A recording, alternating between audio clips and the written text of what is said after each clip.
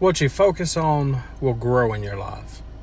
I had the Holy Spirit speak to me several years ago while I was dealing with some serious health issues.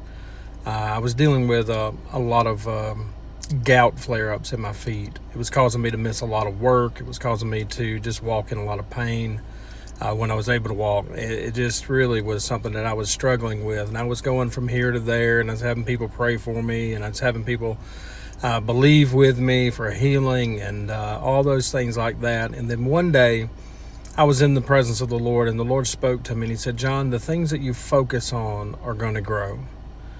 And he said, "I want you to take your focus off of what I'm not doing, and I want you to focus on what I am doing."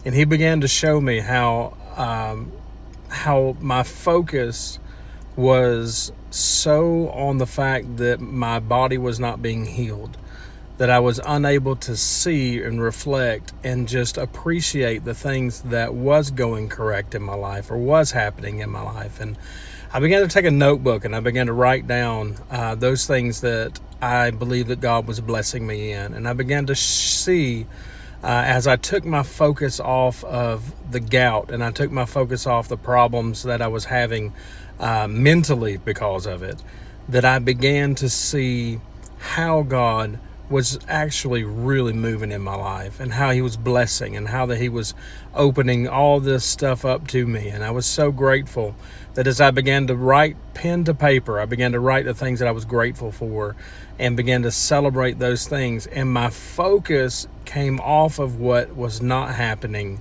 that all of a sudden I wasn't having issues with gout anymore. I wasn't having any flare-ups like I was having at the time. I was missing 2 weeks worth of work a month, and my doctor was talking to me about being put on disability and things like that. And then all of a sudden those flare-ups were gone. They were gone, and I attribute it to taking my eyes off of that and putting my eyes on him and putting my eyes on what he was doing. Because I think a lot of times what we do is we seek healing, but we don't seek the healer. We seek deliverance, but we don't seek the deliverer. And I think in our lives we have to put Christ in the center.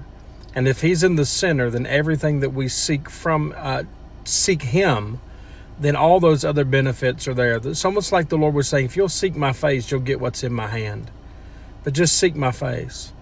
So I want to encourage you today that whatever you're focusing on, shift it to Jesus and watch whatever you're struggling with just fall away. God bless you in Jesus' name.